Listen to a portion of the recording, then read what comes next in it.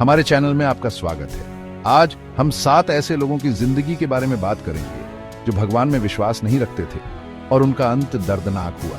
उनकी कहानियां प्रतिभा, विद्रोह और दुनिया के बारे में हमारी समझ को चुनौती देने की कहानियां हैं, लेकिन ये कहानियां त्रासदी से भी भरी हैं, जो हमें जीवन की नाजुकता और विश्वास की शक्ति की याद दिलाती हैं। हमारे साथ इन असाधारण लोगों के जीवन की यात्रा में शामिल हों, उनकी जीत, उनके संघर्ष और उनके अंतिम भाग्य की खोज करें।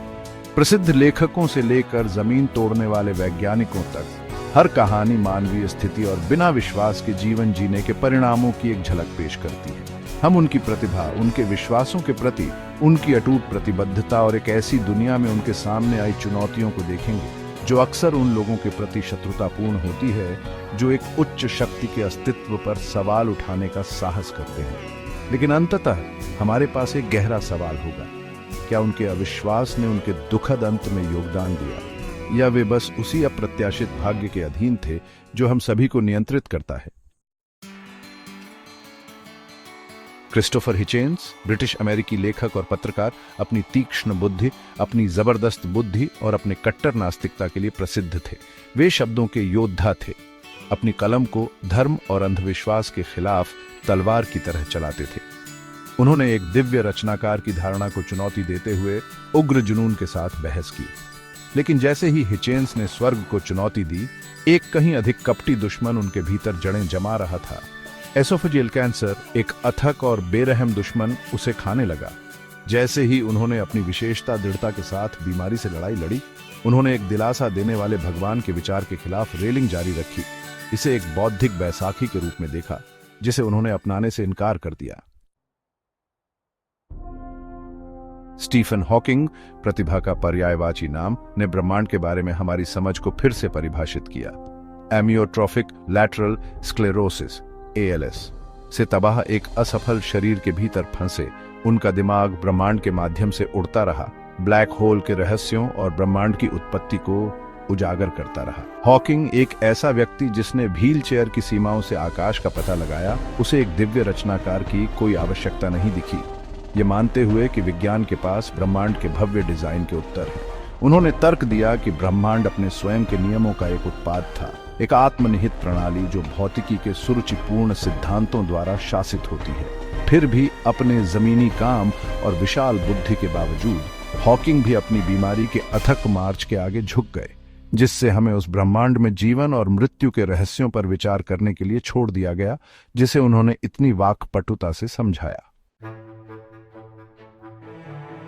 जॉर्ज कार्लिन, तीखे हास्य अभिनेता, ने हास्य को अपने हथियार के रूप में इस्तेमाल किया, पाखंड को तिरछा किया और सामाजिक मानदंडों को चुनौती दी। धर्म अपने रीति रिवाजों और हठधर्मिता के साथ उसकी तीक्ष्ण बुद्धि का पसंदीदा लक्ष्य बन गया। उन्होंने इसे कमजोरों के लिए एक बैसाखी के रूप में देखा, नियंत्रण की एक प्रणाली जिसने आलोचनात्मक सोच को दबा दिया। उनकी स्टैंड अप दिनचर्या धार्मिक विश्वासों की बेरुखी पर तीखी टिप्पणी से भरी हुई थी, जो एक ट्रेडमार्क स्मारक और उनकी आंखों में एक चमक के साथ दी गई थी। फिर भी जैसे ही उन्होंने दर्शकों को जीवन और मृत्यु की बेरुखी पर हंसाया, कार्लिन स्वयं मानव हृदय की कमजोरियों से अछूते नहीं थे। वह दिल की समस्याओं से पीड़ित थे जो उन्हें वर्षों तक सताती रहीं। अंततः उनकी मृत्यु हो गई। क्या एक उच्च शक्ति में उनके विश्वास की कमी ने उन्हें अपने अंतिम क्षणों में खोया और अकेला महसूस कराया, या क्या उन्होंने उसी व्यंग्यात्मक हास्य के साथ मृत्यु का सामना किया जिसने उनके जीवन को परिभाषित किया? अध्याय 4, रिचर्ड डॉकिंस, विज्ञान के शैतान के वकील। रिचर्ड डॉकिंस, विकासवादी जीव विज्ञानी, अपने मुखर नास्तिकता के साथ एक विवादास्पद व्यक्ति बन गए। उन्होंने वैज्ञानिक कठोरता के साथ धार्मिक हठधर्मिता को चुनौती दी, यह तर्क करते हुए कि विकासवाद का सिद्धांत किसी भी दिव्य सृजन की तुलना में पृथ्वी पर जीवन की विविधता के लिए अधिक सम्मोहक स्पष्टीकरण प्रदान करता है। उनकी पुस्तक द गॉड डिल्यूजन विवाद के लिए एक बिजली की छड़ बन गई, जिससे बहस छिड़ गई और विभाजन के दोनों किनारों पर जुनून प्रज्वलित हो गया। डॉकिंस, तर्क और तर्क के प्रबल समर्थक, ने प्राकृतिक नियमों द्वारा शासित दुनिया में विश्वास के लिए कोई जगह नहीं देखी। फिर भी वह भी एक व्यक्ति जिसने अपना जीवन प्राकृतिक दुनिया को समझने के लिए समर्पित कर दिया, भाग्य की अनिश्चितताओं से अछूता नहीं था। एक आघात, एक अचानक और अप्रत्याशित झटका जीवन की नाजुकता के एक कठोर अनुस्मारक के रूप में कार्य करता है, यहां तक कि उन लोगों के लिए भी जो मानते हैं कि उन्होंने यह सब पता लगा लिया है। 5वां अध्याय, कार्ल सागन, अजूबों का एक ब्रह्मांड, एक छोटा सा जीवन। कार्ल सागन, खगोल शास्त्री और विज्ञान संचारक, ने अपनी मनोरम टेलीविजन श्रृंखला कॉस्मोस ए पर्सनल वॉयज के साथ लाखों लोगों में ब्रह्मांड के लिए एक जुनून प्रज्वलित किया।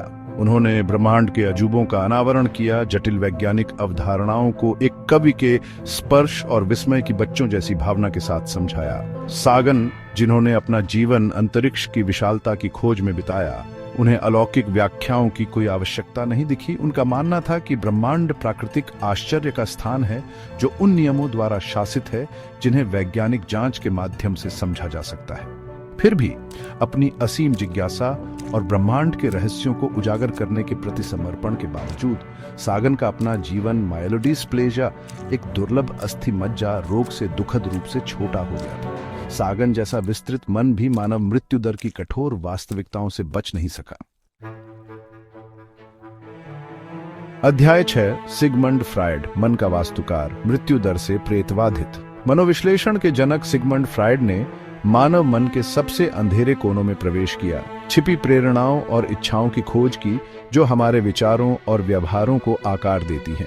उन्होंने धर्म को हमारे गहरे भय और असुरक्षाओं की अभिव्यक्ति के रूप में देखा, एक बैसाखी जो एक उदासीन ब्रह्मांड के सामने आराम प्रदान करती है।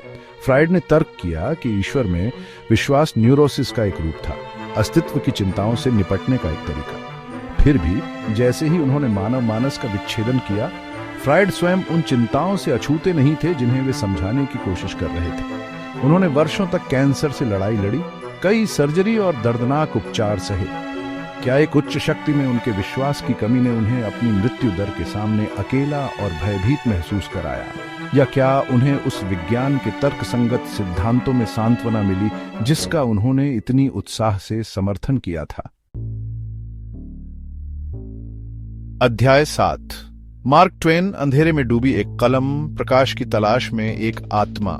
प्रसिद्ध अमेरिकी लेखक मार्क ट्वेन ने समाज के पाखंड और मानव स्वभाव की मूर्खताओं को उजागर करने के लिए व्यंग्य और बुद्धि का इस्तेमाल किया। उन्होंने संगठित धर्म के प्रति गहरा संदेह पाला, इसे उत्पीड़न और नियंत्रण के साधन के रूप में देखा। उनके लेखन अक्सर उनके निराशावाद को दर्शाते थे, दुख और अन्याय से भरी दुनिया में एक उदार ईश्वर के अस्तित्व पर सवाल उठाते थे। ट्वेन एक ऐसा व्यक्ति जिसने गहरी उदासी की भावना को छिपाने के लिए हास्य का इस्तेमाल किया, जीवन भर अवसाद के मुकाबलों से जूझता रहा। उन्होंने व्यक्तिगत त्रासदियों का अनुभव किया जिसने मानवता में उनके विश्वास को हिला दिया, जिससे वे मोहभंग हो गए और निराशा से भर गए। क्या उनके नास्तिकता ने उन्हें इतने गहरे अंधेरे का सामना करने में कोई सांत्वना दी, या क्या इसने एक अर्थहीन दुनिया में उनके अलगाव और निराशा की भावना को बढ़ा दिया? आउटरो सवालों की एक विरासत। इन 7 पुरुषों की कहानियां समान रूप से प्रतिभाशाली और त्रुटिपूर्ण, विश्वास की जटिलताओं और मानवीय स्थिति की एक झलक पेश करती हैं। वे हमें याद दिलाते हैं कि जीवन आनंद और दुख, विजय और त्रासदी के धागों से बुना हुआ एक टेपेस्ट्री है, जबकि ईश्वर में उनके अविश्वास ने उनके सार्वजनिक व्यक्तित्व को परिभाषित किया हो सकता है। यह जानना असंभव है कि उनके दिल और दिमाग में वास्तव में क्या हुआ जब उन्होंने अपने अंतिम क्षणों का सामना किया। क्या उन्हें अपने दृढ़ विश्वास में सांत्वना मिली, या वे संदेह और अनिश्चितताओं से प्रेतवाधित थे? क्या उन्होंने मृत्यु का सामना दृढ़ स्वीकृति या शांत निराशा के साथ किया? ये प्रश्न अनुत्तरित रहते हैं, हमें याद दिलाते हैं कि मानवीय अनुभव एक रहस्य है, यहाँ तक कि सबसे प्रतिभाशाली दिमागों के लिए भी। देखने के लिए धन्यवाद। याद रखें, जीवन अप्रत्याशित है और विश्वास व्यक्तिगत है। और अधिक दिलचस्प कहानियों के लिए बने रहें।